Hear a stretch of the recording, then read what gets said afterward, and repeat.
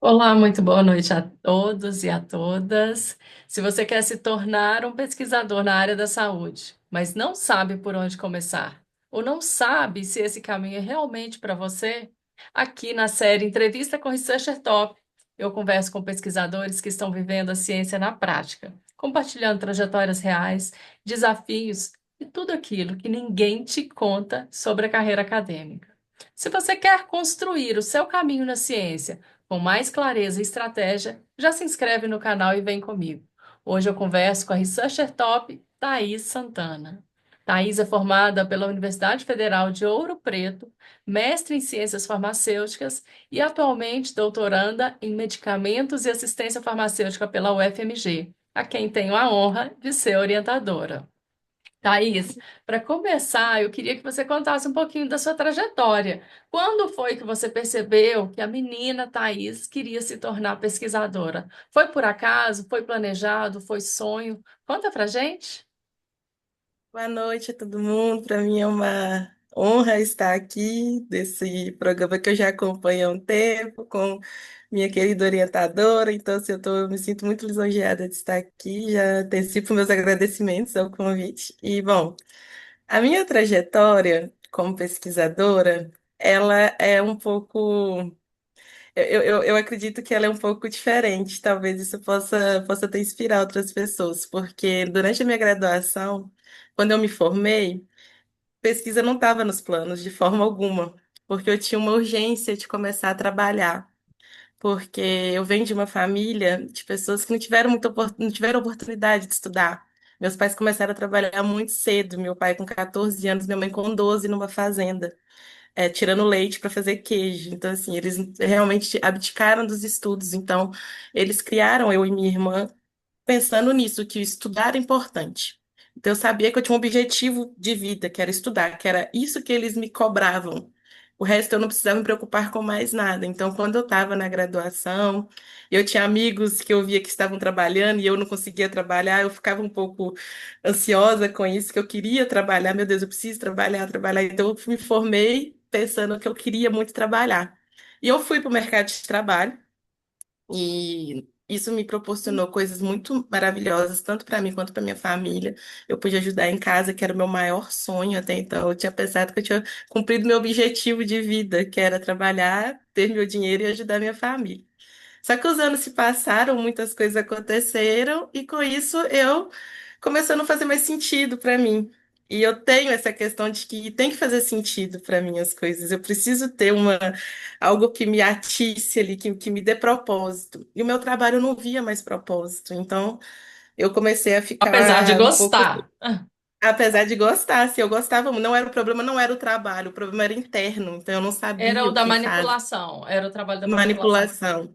Isso. E eu gostava muito, me proporcionou coisas incríveis, conheci pessoas incríveis, mas começou a não fazer sentido assim, é isso que eu quero para minha vida? É que, nossa, é aqui que eu vou ficar para sempre? E eu sabia que eu tinha alguma coisa errada, eu sentia que tinha algo errado. Então, me voltou isso e eu pensei, por que que eu não tento fazer um mestrado? Ai, meu Deus, eu falei que eu não ia fazer de forma alguma quando eu me formei, eu falei, viu, a gente não pode falar nunca. Eu falei, tá, acho que vou tentar esse caminho, porque para mim é muito sobre isso, de tentativa. Eu não sabia se eu ia gostar ou não.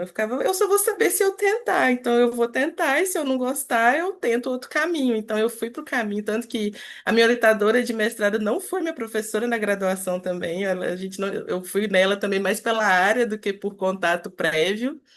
E aí acabou dando. E eu trabalhei, mas eu consegui conciliar o meu mestrado com o meu trabalho, mas foi muito difícil. E eu decidi, eu gostava muito do mestrado, mas a minha dificuldade era conciliar com o trabalho, que foi o mais difícil.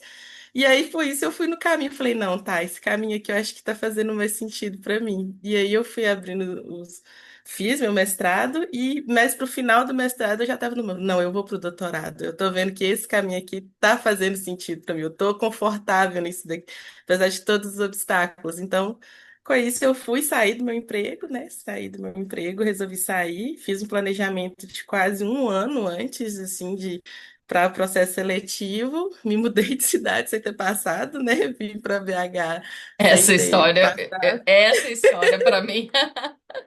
Gente, Pois deixa eu é. contar essa história, porque eu É, eu tenho uma adoro que você emoção, o conte. desespero, né? O desespero. Eu não estava no Brasil à época, eu estava na França, e Thaís entrou em contato, e a gente começou a conversar, a falar sobre o projeto e tal. E aí, a Thaís, aí tinha o processo seletivo aqui da UFMG, que era no meio do ano. Ela se mudou para Belo Horizonte um mês antes do processo seletivo, já alugou um lugar para ela poder ficar para esperar fazer o processo e ser aprovada. Falei, gente, é muita autoconfiança. Eu nunca conheci uma pessoa com tanto autoconfiança.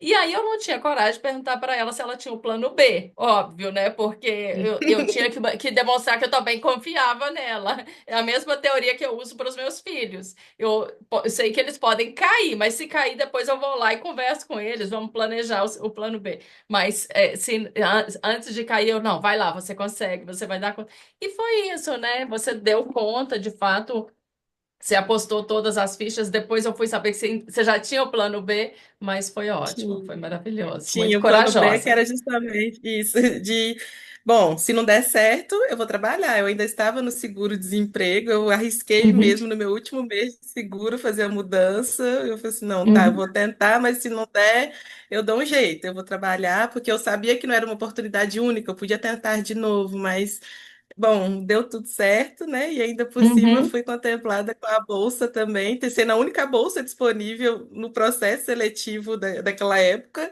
e eu consegui essa bolsa também, que está me permitindo ir seguir esse caminho agora. Maravilhoso, maravilhoso. E seguindo com muita maestria. A Thaís é uma pessoa muito dedicada, muito proativa, está seguindo o projeto. E tem mais coisa, nós vamos contar aí ao longo do processo. Mas eu queria perguntar, né? Eu não sei se você fica à vontade de falar sobre isso, se não fica à vontade, você pode pular. Mas você teve uma condição de saúde e que isso te deu mais motivação ainda para seguir e correr atrás dos seus sonhos. Você quer comentar sobre isso? Sim, posso falar sim. Bom, no final de 2020, eu fui diagnosticada com uma hidrocefalia por estenose do aqueduto cerebral, que é basicamente uma malformação cerebral que o meu canal, né, de onde que passa o líquido cefalorraquidiano, ele é mais estreito por uma má formação, e começou essa má formação, acabou não tendo consequências quando eu nasci, mas a adulta já não estava mais compensando, né, digamos assim, e minha pressão intracraniana aumentou muito, eu tive muita dor de cabeça, tontura, e com isso eu tinha que fazer uma cirurgia, porque as consequências desse aumento de pressão podia ser parar de andar, de falar. Eu fui antes, né? Porque eu tenho essas questões. Eu sinto alguma coisa, eu vou ver o que que é, ainda mais quando é diferente. E isso foi no auge da pandemia, então eu descobri em novembro de 2020, no final de janeiro de 2021 eu estava operando, e eu fiz uma endoscopia cerebral, né, uma cirurgia cerebral para poder fazer um caminho alternativo, então teve muito isso. E isso me trouxe uma forma diferente de ver a vida, porque eu não estava esperando, né? Então, assim, ali depois de toda, né, o baque, né, de passar por aquilo, de sobreviver mesmo, porque tinha, né, era uma cirurgia, qualquer coisa cerebral muito delicada, então, depois disso veio muitos sentimentos, disse, meu Deus, a vida, né, eu preciso tentar as coisas que, né, que fazem sentido para mim, não só viver conforme a banda toca, né, digamos assim, porque Uhum, eu preciso fazer o que faz sentido para mim. E o que sempre uhum, fez sentido para mim foi ajudar, eu sempre quis ajudar. A minha vontade, desde pequenininha, era ajudar pessoas. Meu pai fazia fisioterapia, que ele é motorista de caminhão, e eu lembro que ele ia muito na fisioterapeuta, e na minha cabeça, eu pequenininha, eu já falava, vou fazer fisioterapia para cuidar do meu pai. Eu já tinha isso na cabeça. De alguma forma, eu já sabia que era saúde. Apesar de eu ter feito técnica em mineração, que eu me formei no ensino médio como uhum, técnico, no fundo eu sabia que não era essa área que eu queria ficar. Eu só estou fazendo, mas não é isso que eu quero. uhum. E fui para a área que eu sempre quis. Eu sempre soube que eu ia para a área da saúde, na verdade. Legal, legal demais. E esse é um processo muito interessante, né? Quando as pessoas, eu nunca passei por isso, mas as pessoas geralmente, quando passam por um processo que está entre a vida e a morte, passam a ver a vida de outra forma. E eu acho que você passa isso para a gente, o quanto que você vive plenamente, tudo que você faz é muito bem feito, com muita dedicação, com muita energia. Isso é muito gostoso, é muito bom estar perto de você e sentir essa energia vibrando, Thaís. E aí, assim, você veio para BH, começou o doutorado. Conta um pouquinho, assim, acho que houve uma conexão entre a temática do mestrado e o doutorado, né? Conta um pouquinho sobre o mestrado e esse acompanhamento, que eu acho que é importante para quem nos ouve. Sim, claro. No meu mestrado, eu trabalhei com farmacovigilância, que é o que eu estou trabalhando também no doutorado, e eu trabalhei com o Vigimed, né, que é o sistema de farmacovigilância aqui do Brasil, e eu fiz uma análise, antes e durante a pandemia de todas as notificações desde que o sistema foi implementado no Brasil em 2018. Então, eu tinha um panorama, na verdade, pequeno, antes da pandemia, porque foi final de 2018, aí final de 2019 já, a gente já teve os primeiros casos, e o período pandêmico, a gente colocou de 2020 a 2023, que foi quando eu entrei no mestrado, que eu analisei os dados. E a gente teve essa ideia, eu e a minha orientadora, porque a gente queria ver, na verdade, se no sistema estava refletindo os absurdos que estavam acontecendo, que a gente estava vendo de kit de Covid, né, dos medicamentos sem evidência científica nenhuma sendo falado, né, nas mídias que teriam eficácia. Então a gente assim, não, meu Deus, será que isso está refletindo no sistema? Acabou que a gente não viu isso no sistema, essa reflexão, mas a gente achou um outro dado que é preocupante, que a gente até em processo agora de fazer um artigo para estar publicando, que é a questão da falta de dados no sistema. Que o sistema existe vários variáveis que não são de preenchimento obrigatório. Então, quando a gente pensa em fazer estudos de mundo real, a gente acaba não conseguindo, porque a gente faltam dados que são essenciais para a gente fazer esse tipo de estudo, dados relacionados ao paciente que está sofrendo aquela reação, por exemplo. Então, alguns dados não são de preenchimento obrigatório. Então, assim, é uma coisa que a gente quer levar, né, com essa publicação para falar, olha, talvez a gente tenha que repensar o jeito que a gente faz, porque a farmacovigilância, quando a gente pensa com o desenvolvimento de um produto, ela acontece ali, né, as empresas fazem, mas a gente sabe que quando chega, o problema todo está quando chega na população, que aí a gente acaba perdendo, que a gente tem que o principal problema que a gente tem hoje é a subnotificação e a gente tem um sistema passivo, que é o quê? Dependente de notificação espontânea, que as pessoas notifiquem o que está acontecendo, se elas tomou algum medicamento, sentiu alguma coisa. E a maioria das pessoas não sabem que tem que notificar, que tem que dar essa informação.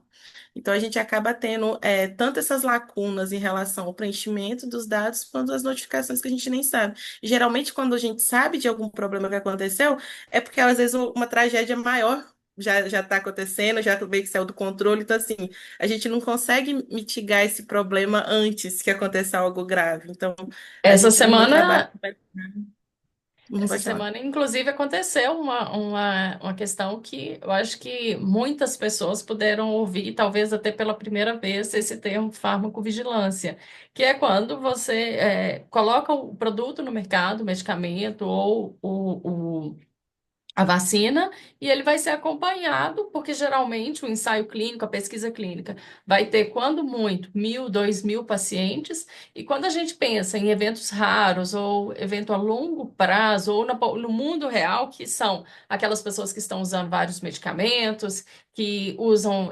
bebem, que, enfim, tem várias interações aí que vão variar a resposta àquele produto. Então, a gente tem um monitoramento, que é a farmacovigilância. E esse monitoramento a gente tem que informar a Anvisa as reações adversas relacionadas ou não ao produto. Então, qualquer evento que aconteça durante o uso daquele medicamento pode ou não estar associado, que é o que a Thaís falou, mas tem algumas variáveis que não são de preenchimento obrigatório e que poderia ajudar a gente a esclarecer se está de fato relacionado ao produto ou não. Recentemente nós vimos aí a vacina do Butantan que foi suspensa por suspeitas de eventos adversos relacionados aos medicamentos. Ou seja, houve uma suspeita de eventos cardiovasculares, só que por que que a gente ainda trata como uma suspeita? Porque a gente ainda não tem um nexo causal. todo evento que acontece com as pessoas vai ser notificado. E aí cabe a eles avaliarem a partir de uma busca ativa dos casos, enfim, tem métodos específicos para isso. Mas, como forma de precaução, a Anvisa decidiu suspender. É uma suspensão temporária que mais para frente, eu acredito que muito rapidamente a gente vai ter uma resposta final sobre isso. Tomara que seja que eles descubram que é um produto seguro, mas se não for, vai ser suspenso, como aconteceu com o Vioxx, né? Vioxx na época Uhum. deve ter sido mais ou menos 2017, 18, que também teve essa suspensão. Só que, ao contrário da vacina do Butantan, o Vioxx já tinha causado várias mortes no mundo inteiro. E, inclusive, existe uma suspeita, né, de que a empresa, a Bayer, já sabia desses resultados e acabou escondendo, porque eram reações adversas que estavam acontecendo. Mas nunca foi provado essa culpa, né? Isso são suspeitas que rolam aí nos bastidores. Mas a farmacovigilância é extremamente importante, porque não é porque chegou no mercado, foi aprovado, que a gente tem segurança total, né? A gente tem avaliação de que foi eficaz naquela população que usou, né, Thaís? E Sim, aí o tão você. complexo que é, né, na verdade, se a Uhum, gente for parar para pensar, porque é isso, o medicamento no ensaio clínico é tudo controlado, é justamente para isso, né, para a gente uhum, garantir né, a efetividade, a segurança para aquele uso que está sendo testado, né, para aquela pessoa. Mas a gente sabe que o mundo real é muito mais complexo, a quantidade de variáveis que a gente tem. Então a gente precisa realmente fortalecer como é feita a farmacovigilância aqui no Brasil, né, para a gente ter justamente poder rastrear melhor esses casos para evitar, por exemplo, mortes, igual a gente já viu acontecendo. Que muitas vezes, talvez, um rastreamento feito de forma adequada, a gente tendo dado para olhar, trabalhar com aquilo, né? Porque na pesquisa, a gente, trabalhando com esse tipo de dado, a gente precisa que o dado esteja correto ali, que o dado esteja completo, porque aí a gente consegue verificar, por exemplo, padrões, determinados idade, tá? Olha, reações estão acontecendo mais em um grupo do que em outro. Variação de peso, por exemplo. O peso pode, claro que influencia a questão da absorção. Então, será que está tendo ali? Então, assim, a falta desse dado a gente acaba ficando, tá? Vamos esperar acontecer para ir tomar uma atitude, talvez possibilitar dentro da pesquisa a gente trabalhar com esse dado pode fazer diferença em muitos casos, muito, porque é muito medicamento, se a gente for para pensar, né? É uhum. muita coisa para poder monitorar. Uhum, exatamente. E aí você chegou com a sua, terminando o mestrado, querendo seguir, né, nessa área de farmacovigilância, eu querendo que você fosse para outra, e você falando, não, eu não vou, eu vou, eu não vou, eu vou, eu não vou, que ele puxa e empurra, até que chegamos a um consenso de você Sim. trabalhar com a farmacovigilância, porque é assim, né, a gente o aluno escolhe o orientador, o professor tenta levar para um lugar, mas a pesquisa e o pesquisador, eles têm que ter essa afinidade, né? Você tem que gostar do que você faz, você tem que querer, você tem que. E acabou que calhou muito, porque você conseguiu uma base de dados da França, que trabalha justamente essa questão da farmacovigilância, que é a dictovigilância lá. E agora vai conseguir fazer essa comparação Brasil e França com produtos específicos. Aí entra a minha área, né? Que é a cannabis. Sim, Pelo menos isso eu consegui, gente. Ela está trabalhando com avaliação conseguiu. da segurança da cannabis. Muito, muito legal. E E eu como acho que você que está se isso para sentindo mim. de trabalhar com essa área? Eu gosto muito porque, assim, no meu mestrado, como eu trabalhei de forma panorama geral, às vezes eu ficava meio louca, perdida. Meu Deus, é muita coisa, eu não sei onde eu foco, eu não sei para que eu olho, eu olho. Eu acabei não fazendo de alguma classe farmacológica, nada, eu quis olhar tudo, então acabou que, assim, pelo tempo do mestrado, talvez eu poderia ter feito muito mais análises ali. E agora, com a cannabis, eu sinto que, como eu tenho um foco, eu consigo desenvolver melhor o que eu quero fazer. Então, eu gosto de agora, tipo, querendo pelo o banco, trabalhando com o banco lá da França, que é o óleo que é um banco específico de produtos à base de cannabis, eu sei o que tem ali, eu consigo lidar melhor com aqueles dados e identificar alguns, começar até começar na descrição, né? Porque aprendi com a minha orientadora que um descritivo bem feito faz toda a diferença, não só rebuscando as análises, a gente precisa fazer a descrição muito bem feita, a gente já consegue observar algumas coisas. E para mim também é um aprendizado, porque aqui no Brasil, né, a gente tem estudado no nosso grupo todos os panoramas, as legislações acontecendo, a gente está caminhando aos poucos, mas já tivemos muita evolução, ainda mais esse ano.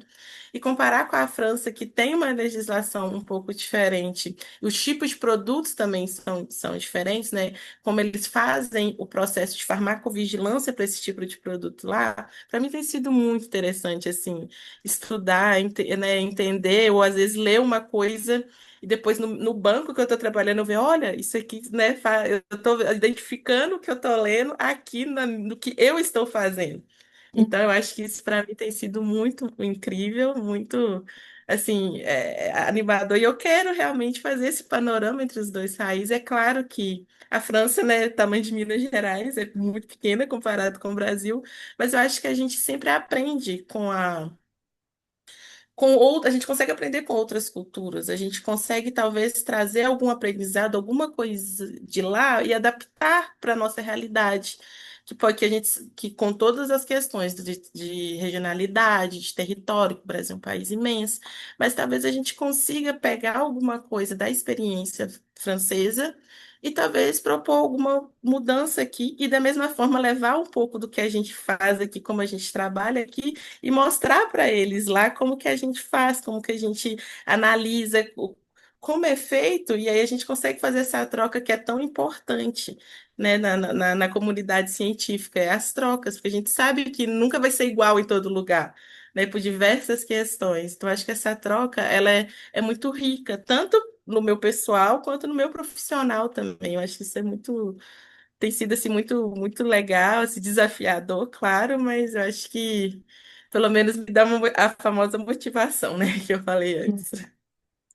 E agora a parte melhor, né, que é muito interessante, como eu já estava lá na França quando a Thaís entrou em contato comigo, nasceu essa possibilidade de fazer esse trabalho conjuntamente com a França, já que tinha essa base de dados, com a professora Maria Laura, que já é uma grande parceira lá. E aí nós colocamos a proposta para a Thaís de fazer uma cotutela. Para quem não sabe o que é cotutela, é um processo de dupla formação, ela sai com uma dupla certificação quando ela finalizar o doutorado, tanto com o doutorado na Universidade de Minas Gerais, na UFMG, quanto na Universidade de Bordeaux. Então, ela vai ficar um período aqui e um período lá. E eu não sei se é coincidência ou não, Thaís já falava francês, agora está aprimorando ainda mais, falava francês e inglês. Eu me lembro tiveram duas pesquisadoras que falaram isso durante as nossas entrevistas, talvez você se lembre de alguma, que os pais sempre falavam, usavam aquela expressão que tinha que estar sempre com o cavalo arriado, que quando a oportunidade passasse era só montar. E eu sinto que é exatamente isso. Você estava ali preparada, você se preparou. Eu não sei por que que você se preparou em fazer francês e inglês assim ao longo da vida, mas sei que você se preparou e a oportunidade chegou e você está preparadíssima. Tá tudo acontecendo, né, no momento certo, assim, eu estou muito, muito satisfeita disso estar acontecendo. E você nem Ah, eu precisa acho que falar, olha o tamanho da boca, é, né? não consigo nem parar de sorrir, né? Porque, na verdade, eu tinha até pensado em fazer o doutorado todo fora, né? Eu tinha essa vontade, só que me bateu um pouco uma ansiedade, ai meu Deus, é um compromisso de 3 ou 4 anos, vai que eu não gosto, aí eu vou estar meio que presa lá. Aí eu pensei, não, tá, respira. Você quer essa experiência? Um doutorado pode proporcionar, seja pelo sanduíche, porque eu já conhecia as Uhum. modalidades, né? Então, eu disse, não, tá. Aí talvez eu veja, vou ficar um período menor, veja a experiência de morar, porque eu tive a oportunidade de ir para visitar, né, quando eu trabalhava, e eu sabia plenamente, é completamente diferente, morar e visitar. Para visitar foi tudo lindo, a realização de um sonho de criança, um sonho que por muitos anos não foi, não era palpável na minha realidade. De ir para outro país. E eu consegui fazer isso, então, assim, foi um momento diferente. E agora, pensando como uma proposta de trabalho, né? Então, se não tá, vou por um caminho que talvez eu acho que eu consigo lidar melhor do que vai que eu vou e consigo, e aí não gosto e tenho que voltar. Eu já tô falando assim, não, Eu eu vou acho que mudar. o risco é de você gostar demais e querer ficar, mas aí já não vai ter jeito. É, e eu sempre fui nerd, não adianta, vida inteira. Minha mãe falava para mim parar de estudar. É porque ela ficava preocupada. Porque a minha mãe batia no meu quarto, bem assim, bem devagarzinho, assim, como eu de me atrapalhar, filha, não chega, não. Eu tenho várias memórias disso, dela, É da minha mesmo? graduação no Coisa ensino linda. médio, minha mãe batendo bem com cuidadinho na porta, abrindo a porta, filha, não chega. Porque eu ficava horas e horas e horas estudando, estudando, estudando, sempre, Coisa né, queria ser a linda. melhor aluna. Era uma competição comigo, não era com ninguém mais, era uma questão Uhum, interna, que eu tinha que ir bem, que eu tinha que ir uhum. bem em tudo. Só que eu também gostava de estudar. E línguas foi uma coisa que eu sempre gostei. E meu pai, uma época, quando eu era adolescente, falou: não, vocês têm que fazer algo a mais comigo e com minha irmã. Vocês estudam, beleza, mas curso. Aí minha irmã escolheu computação, eu falei: eu gostava muito de música em inglês, e eu não entendia. Eu falei: pai, então eu quero inglês, pode ser? Aí ele pagou para mim um cursinho de inglês, assim, bem. Meu pai é bem desembolado, assim, conseguia altos descontos, conversava, até acho que até no churrasco na casa da dona da escola de idiomas ele foi, porque ele é muito bom de papo, assim. E aí Bom ele saber quando eu conseguia precisar muito de alguém para desconto. poder. Pode chamar meu pai, que é de passar, assim, minha mãe fala que é passar vergonha, mas eu me divirto muito. Meu pai consegue tudo. E eu fiz o cursinho de inglês e eu gostava muito. Era uma coisa que meus pais sempre falavam, vai, ela gosta, porque eu chegava, eu ficava às vezes de 7 da manhã a 8 da noite fora de casa e não ia para casa, eu ia pro cursinho de inglês. Aí eu só chegava em casa umas 10 da noite para no outro dia fazer a mesma coisa. Porque eu gostava, o inglês era tipo, essa parte de estudar, essa aqui de estudar eu gosto muito. Legal. E o francês eu comecei para viajar, porque eu tô assim, eu sei que eu não vou falar, mas eu quero saber alguma coisa, me comunicar. E comecei esse sonho de ser poliglota, porque eu acho muito chique também. Eu acho muito legal você ir para um lugar e você conseguir minimamente se comunicar. Eu acho que, é claro que é uma visão pessoal, até um sinal de respeito mesmo. Assim, olha, eu posso até não estar falando errado, o sotaque é completamente, mas eu estou tentando me comunicar na língua que eu estou aqui, Uhum, né? Visitando, conhecendo uma cultura diferente. Então, assim, eu acho até uma forma de respeito mesmo com aquilo dali. Eu uhum. tô querendo aprender árabe também, tô cismando com isso, e eu não sei se eu vou conseguir, mas uma hora eu vou começar a estudar. Tenho certeza que você vai conseguir. Não tenho a mínima dúvida. Legal, legal. E outra coisa que me veio assim de te perguntar, eu não sei, imaginando a sua família, você veio e aí você começou a estudar a questão da farmacovigilância no uso da cannabis terapêutica, né? A França já está um pouco mais evoluído que a gente, evoluído no sentido assim de mais à frente em relação à disponibilidade de produtos, né? Eu não vou falar de evolução, não. É, outros países, por exemplo. Nós acabamos de ver aí a Alemanha. A Alemanha acabou de aprovar um medicamento de fato, não produtos à base de cannabis, medicamento, que é um grande avanço nessa área.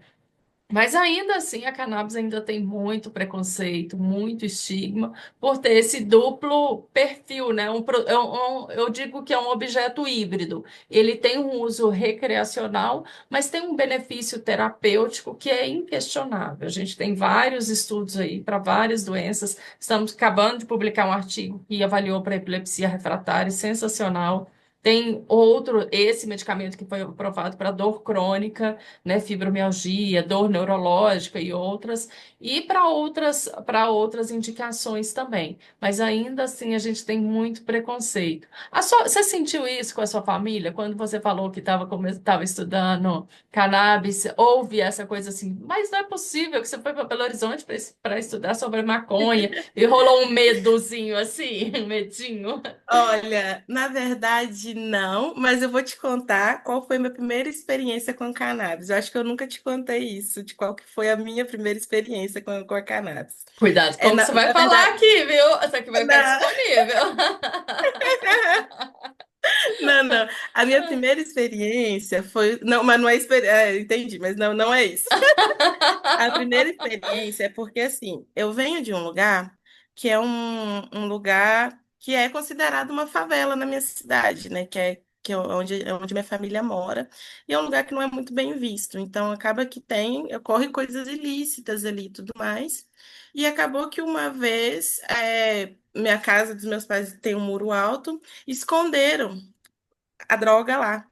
E meu pai Uhum. ficou muito bravo, meu pai ficou muito nervoso com isso. Só que meu pai pegou para mostrar para mim e para minha irmã.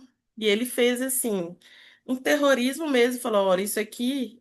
Eu era criança, não era nem pré-adolescente. Ele falou: isso aqui é tudo que vocês não podem ser. Meu pai foi falar que ele estava com a gente para tudo, mas que a gente não podia se envolver com aquilo de forma alguma. E aí ele falou aquilo para, tipo assim, olha, não tem como vocês terem a mim e a sua mãe se vocês se envolverem com isso. Porque era todo no estima da questão da droga, né, de todo o problema que a gente tem no país em relação a isso. Então eu sempre falei, não, meu Deus, de forma alguma eu posso decepcionar minha família. Então foi nesse sentido. E aí, anos depois, eu vim trabalhar com ela como medicamento, e eu até esperava essa reação da minha família. Falei assim, meu Deus, eu vou falar que eu vou trabalhar com isso, dentro da onde que a gente veio, eu também.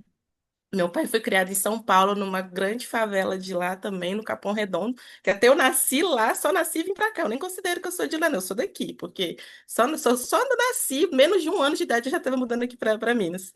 E aí eu falei assim, meu Deus, talvez role uma no meu. Nossa, mas não, foi super tranquilo. Mas acho que é porque eles têm muita confiança no que eu faço, e nas coisas que eu trabalho, sempre assim. Uhum. Eles podem não entender muito, mas sempre confiaram em mim, porque tudo eu ia atrás. Eu quis fazer uma escola, estudar no Instituto Federal porque eu não queria ir para outras escolas da minha cidade e eu só falava, assina isso para mim, me leva para fazer a prova. Eu ia atrás, me leva para conferir na Lan House, que a gente não tinha computador para conferir os resultados, se eu passei ou não. Então, assim, eles sempre tiveram muita, muita confiança, em mim. Então, quando eu cheguei para falar que eu estava trabalhando com isso, eles falaram, então tá bom. E eu ficava, porque usa, né, como medicamento. Então, eu acho que é por causa que é uma relação que foi construída de tanta confiança ao longo do tempo que eles meio que nunca se preocuparam, assim, sempre confiaram muito nas minhas decisões. Então, não teve esse estigma, assim. Eu até esperava que tivesse, mas realmente não teve. Porque eu acho que é muito da confiança que eles têm no que eu estou fazendo e ver, né, assim, é tudo, as coisas acontecendo, os desenrolares, né, né, do meu doutorado, eles acompanham, eu sempre conto tudo, e eles ficam, na verdade, muito orgulhosos de tudo que eu estou fazendo até agora. Que lindo, que emoção, assim, estou muito emocionada, assim, arrepiando, a questão de família pega muito para mim, né, assim, da sua origem, das suas raízes, o quanto são fortes, desse apoio, né, o apoio da família, ele é muito importante para a gente alcançar nossos objetivos, a confiança, olha a confiança que o pai tem de falar assim, não, o que você fizer, eu confio, é alguém que confia e que fala com a gente, vai lá, isso é muito, muito importante. Tiveram mais pessoas além da sua família que foram muito importantes na sua trajetória de vida para até se tornar pesquisadora? Ai, Cris, sim, e assim, eu fico até emocionada, porque eu sempre falo que eu sou uma pessoa privilegiada. Assim, eu tenho um privilégio que eu sou muito grata de ter uma rede de pessoas ao meu redor tanto na questão da academia quanto na questão pessoal, que são pessoas incríveis. Eu falo, meu Deus, como que eu consegui reunir tantas pessoas incríveis ao meu redor? Começa, dentro da pesquisa. Não posso deixar de falar, de começar pela minha escolha da minha orientação, que para mim, assim, é o principal caminho e você tem sim que saber escolher seu orientador, que faz toda a diferença. Tem alguém que te apoia, tem alguém que vai estar ali do seu lado e vai estar te guiando pelo caminho, mas ao mesmo tempo te vê ali não só como um pesquisador, te vê como um ser humano, como uma pessoa humana, né? Que tem uma vida também, né? Porque a gente tem isso de achar que o trabalho é tudo, mas assim, tem alguém ali que consegue te ver de todas as formas, acho que isso faz toda a diferença. Então, acho que ter o apoio de um orientador, você ter uma boa relação com o seu orientador faz muita diferença nesse processo. Pessoas também, pessoas da pesquisa que trabalham com o mesmo que você, pode até não ser na mesma área. Eu tenho amigos que trabalham em áreas completamente diferentes. Eu tenho uma amiga da bioinformática que defendeu agora, que é uma grande amiga minha. E aí mas só que a gente acaba compartilhando de alguns mesmos sentimentos em relação à área acadêmica, né, em relação à pesquisa. E aí você fica, poxa, eu não tô sozinha. Às vezes você tá sentindo alguma coisa, ou, ai, não tá tão segura. E quando você vai ver, não é um sentimento único, é um sentimento que tá ali para várias pessoas. E claro, você tem pessoas ali que te apoiam, que te admiram, né, amigos, família, isso também acho que faz toda a diferença. Então, assim, o meu caso, eu sempre falo que para mim se eu não consigo contar 5 pessoas. Nossa, eu perco as contas, a quantidade de pessoas que me apoiam, que sempre que eu falo alguma coisa de trabalho, eu fico, meu Deus, nossa, você é incrível, a gente te admira, assim, para mim eu acho que isso é um grande privilégio que eu tenho na minha vida. Uhum, maravilhoso. E como que foi para você, assim, sair de Mariana, né, Ouro Preto, que era onde você estudou, e vir para Belo Horizonte? Qual foi o seu impacto, assim, que você teve? Já Bem tem um ano, tá diferente, né? fazendo um ano, né? A cidade vai fazer um ano, isso exatamente um ano que eu me mudei. E, bom, as cidades lá tem entre 80, Mariana tem 60 e poucos, Ouro Preto 80 e poucos mil, e aqui tem 2 milhões de pessoas, 2 milhões de pessoas, então assim, é bem diferente. Mas eu acho que eu tenho uma boa capacidade de me adaptar. Claro que é, eu sinto falta da minha família, dos meus amigos, mas assim, ao mesmo tempo eles estão sempre se fazem presentes, então eu consigo lidar bem com essa questão. E eu acho que eu tenho uma boa capacidade de me adaptar. E a universidade também, que era completamente desconhecida para mim, porque quando eu fui para o mestrado, depois de muitos anos trabalhando, ainda era a minha universidade, ainda era onde eu graduei. E eu fiquei 4 anos e meio lá. Então, assim, eu conhecia, pode ser que eu não conhecia todos os professores, mas eu conhecia os corredores, as salas, os auxiliares, que eram os mesmos da minha época. Então, eu falei assim, não, aqui eu ainda estou mais familiarizada. Aqui eu cheguei meio que, meu Deus, eu não sabia, tinha elevador no prédio. Para mim, até hoje eu já acostumei. Mas no início eu achava incrível, porque na minha cidade não tem elevador em lugar nenhum. E aqui tem, no prédio, depois que eu tinha elevador, eu falei, meu Deus, isso é incrível. E bloco um, Trem. bloco 2, eu ficava perdida. Perdida, meu Deus, onde eu tô? Os corredores são todos iguais. Eu ficava, eu não sei achar onde eu tô. Mas eu ia, perguntava para alguém, onde que é a sala tal, mas foi uma adaptação que não demorou. E as pessoas também me acolheram muito bem. Acho que ter você me ajudando, me dando dicas, até da própria cidade também, isso para mim fez toda a diferença, assim, e me fez me sentir mais em casa, tá me fazendo me sentir cada vez mais em casa. Aí eu fui acostumando, fiz amigos aqui também.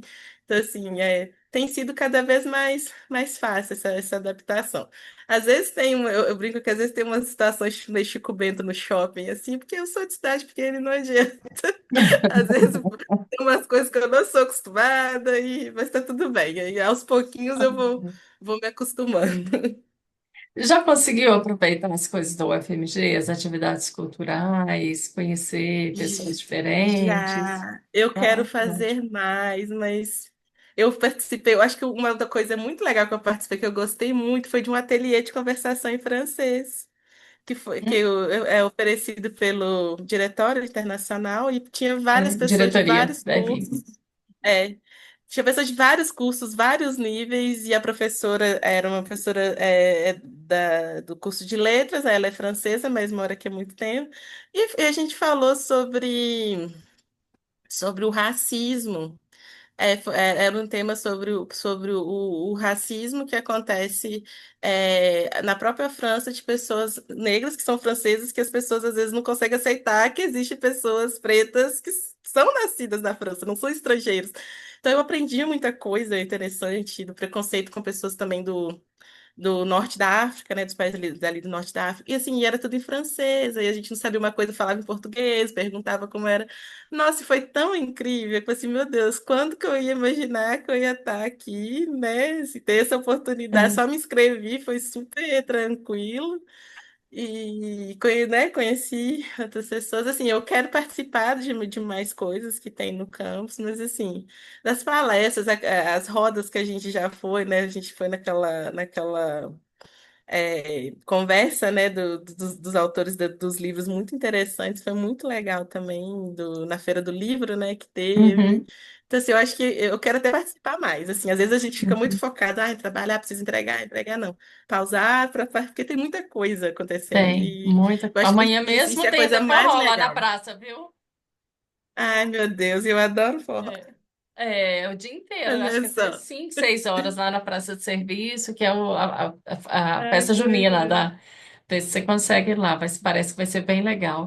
Vou ver se eu consigo. O campus é maravilhoso, assim, tem que aproveitar muito. Eu acho que eu comecei até a ver um pouco essas oportunidades diferentes depois que eu fui para fora, depois que eu fui para os Estados Unidos e para a França, porque lá eu queria fazer tudo para aproveitar tudo. Eu me lembro de uma vez uma menina, uma brasileira que eu conheci, inclusive muito chata, depois que eu falei, assim, atrevida. Ela falou assim: todo lugar que eu vou, você tá. Pô, eu tô querendo conhecer, aprender, enfim. Depois eu vi que aquilo era uma agressividade. No dia eu achei que era até uma acolhida, sabe? Bom, mas, Uhum. mas esse é o caminho, a gente viver tudo e a network, amizade, é experiência de vida, né? E eu fico muito feliz que você esteja vivendo isso, inspirando outras pessoas.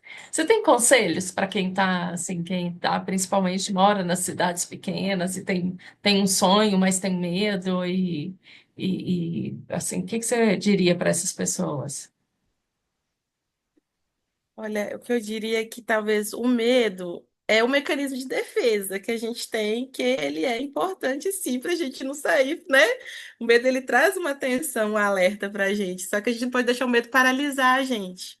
Que aí quando o medo paralisa a gente de fazer algo que a gente quer muito, que é aí que tem um problema que a gente precisa trabalhar aí. E eu acho que uma coisa que até com a terapia, que eu faço há muito tempo, eu aprendi que às vezes é ir com medo. Mas não é ser, ir com medo não quer dizer ser inconsequente, irresponsável, não. O medo ele vai estar ali, você só não está deixando ele te paralisar. Se for da sua vontade, se você sente esse chamado, talvez, da vida, eu não sei com que nome a gente pode dar para isso, né? Essa necessidade, ou um chamado, que às vezes o medo está ali porque é desconhecido. A gente não gosta de sair do confortável. Isso para mim também foi uma coisa difícil, que eu tinha uma vida confortável. Eu tinha uma estabilidade, assim, porque o meu emprego era maravilhoso, as pessoas muito, assim, eu tinha, meu emprego era assim, até minha ex-patroa me ofereceu sociedade na farmácia, para eu não sair, porque ela gostava muito do que eu fazia. E minha família ficou, ai, como assim aceita? Nossa, olha a oportunidade. Eu falei, mas não é isso que eu quero para mim. Não é isso que eu sinto que eu tenho que fazer na minha vida. Não é isso. Não, não é pra mim. Eu sei que não. E eu acho que respeitar muito, tipo, o que você quer. Porque, é claro, a gente ouve opiniões, conselhos de outras pessoas, mas o que que você quer? O que que é importante pra você, assim? Porque acaba que a vida é nossa, né? Se a gente for viver do que acordo com o que todo mundo fala, as pessoas têm divergências. Alguém vai achar melhor você fazer uma coisa, você fazer outra. Aí você fica, meu Deus, o que que eu faço? Mas o que que você quer? Eu acho que é muito isso. Às vezes você tá ali no lugar, "Ai, mas eu sou assim, vai com medo, a gente passa umas vergonhas. Às vezes já passei um monte também de não passar, esquecer de passar cartão no ônibus, de descer no ponto errado. Isso aí cansa de fazer, mas é isso. A vida continua, a gente aprende errando. Na maioria das vezes a gente aprende fazendo errado, aí a gente não vai fazer de tudo para não cometer o mesmo erro de novo. Então, acho que é muito de não deixar o medo paralisar de fazer uma coisa que você realmente quer muito. Tem alguma coisa que você acha que as pessoas deveriam saber, principalmente quem você veio e não se planejou, não sabia, e que, assim, era bom você ter sabido isso antes de vir para pós-graduação, para Belo Horizonte? Algo marcante, assim?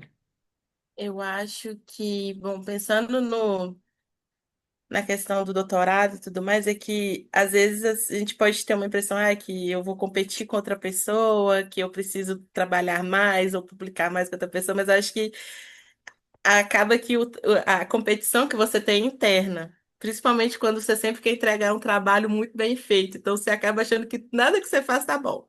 Nada tá bom, então aí você fica às vezes se auto-sabotando ali, né? O sabotador fica ali cochichando que nunca tá bom, que, meu Deus, você não é capaz, você não consegue, outras pessoas trabalham melhor que você, que acaba que você vira seu pior inimigo nesse caso, porque no que quando você está escrevendo, quando você está fazendo um trabalho desses, eu acredito que é muito você ali. Você tem que, né, vai fazendo, você tem a ajuda das pessoas, mas é você ali. Acaba que você vira seu pior inimigo. Eu acho que tem que tomar um cuidado de saber dosar, de assim, não, calma, eu não estou conseguindo, vou pedir ajuda. Ou você, a gente não sabe tudo, não tem como ninguém saber tudo, não tem como a gente ser especialista no assunto e achar que já aprendeu tudo sobre aquilo. Não existe isso. A gente sabe que conhecimento é dinâmico, a gente nunca vai parar de aprender sobre um assunto. E sempre vai ter alguma coisa que a gente não sabe. E tá tudo bem a gente não saber. E o processo do doutorado não é para você fazer uma coisa que você já sabe, é você aprender no caminho, você estudando, avaliando o que já tem que de novo que você está propondo, como que você vai fazer isso? E às vezes não vai ficar perfeito, e não é para ser perfeito também. É para a gente mostrar ali, né, com evidência, fazendo um trabalho bem feito, e às vezes vai vir daqui um tempo algum outro trabalho que vai falar, olha, de acordo com o que você, né, o que você fez ano passado, falando, olha, mudou agora o panorama, ou mudou alguma diretriz, ou mudou algum método, não sei, então agora é um pouco diferente, mas isso não invalida o que você fez antes. Acho que Uhum, é um pouco lutar com esse sentimento, sabe? Que talvez seja bom você ir sabendo se tá. É um trabalho que necessita muito de fazer bem feito, de ter ali uma dedicação, mas ao mesmo tempo calma, sabe? Assim, calma, respira, vê o que dá para fazer, porque senão acho que a gente desespera muito, porque eu vejo com meus amigos da pós, assim, às vezes a gente desespera muito, descabela, muitas vezes é só parar, respirar, vamos ver o que que a gente pode fazer na situação. uhum. Tudo bem, exatamente isso, consciência. E aonde que você quer chegar, Thaís? Essa é uma pergunta que eu acho muito interessante, assim, eu sei que a pesquisa é um caminho, né? É um caminho, nem sempre existe um ponto de chegada, mas eu acho que quando você decidiu fazer o mestrado, você tinha algo em mente. Aonde você quer chegar, Bom, alcançar? então, é uma pergunta até. Onde que eu quero chegar? Eu acho que assim, a minha meta, eu gosto de estabelecer metas de médio prazo, assim, longo prazo eu gosto de ver o que, que o caminho vai me mostrando. Eu acho que a pesquisa, o legal da pesquisa é que a gente acha que é só docência, né? Não, você é professor universitário. Não, necessariamente. Claro que eu não sei se eu gosto de dar aula nas experiências do estágio, eu gosto, mas ao mesmo tempo eu não sei se, ai, não, só quero isso. Não, eu quero ver o que, para onde que esse caminho pode me levar, que oportunidades eu posso ter. Então, a minha meta a médio prazo agora é a cotutela, a dupla titulação, é conseguir, né, ter esse título de doutora, tanto aqui no Brasil quanto na França. Eu acho que isso para mim vai ser um ganho, vai ser, não, é um ganho imenso na minha carreira. E eu quero continuar trabalhando com o que eu trabalho, trabalhando com farmacovigilância, né, no âmbito da saúde pública, que é uma coisa que eu adoro, que eu gosto muito, tenho prazer de ler, de estudar de falar sobre esse assunto. Eu gosto muito. E eu acho que traz também um pouquinho do que a Thaís, criança, sempre quis, que é ajudar, sabe? Eu posso fazer diferença, nem que seja só plantar uma sementinha de alguma coisa para quem sabe florescer em algo maior para ajudar a melhorar a vida das pessoas, porque eu não tenho a capacidade, infelizmente, de ajudar todo mundo, por mais que eu sempre tive esse espírito de dar o que eu tinha para outras pessoas, assim, querer se ajudar e às vezes ficar triste de não conseguir fazer muita coisa, né? Porque eu também tenho as minhas limitações. Mas eu acho que dentro da pesquisa eu vejo sentido nisso, que talvez o que eu estou pesquisando, o meu trabalho vai poder ser não uma revolução, e não, pode ser que seja também, mas não é esse o objetivo, é de talvez trazer alguma uma sementinha ali que possa ser plantada para a gente ter mudanças para melhorar, seja no âmbito da saúde, melhorar a vida das pessoas, né? Melhorar de alguma forma a contribuir para o meu país, né? Que eu gosto tanto, eu tenho tanto orgulho de ser brasileira, não vejo a hora de começar a falar das pessoas não do céu. Eu falo, eu sou brasileira, com muito orgulho, eu não vejo a hora de chegar esse momento. Maravilha, E maravilha. trazer, sabe? Eu acho que é muito isso, de trazer essa vontade, essa mudança, sabe? Disso, o que que eu fiz uma diferença, eu contribuí de alguma forma. Então, eu acho que é isso. Quando eu resolvi te chamar para essa entrevista, né, eu te chamei porque você é uma researcher muito top, né? Você fez a graduação, o mestrado e saiu de lá com garra, com fé, com uma determinação e sabe o seu caminho, onde você quer chegar e faz isso com muita honestidade, honestidade científica, e isso faz de você uma researcher top. Mas, assim, não só pelos títulos, para você, por que que você se sente uma researcher top hoje?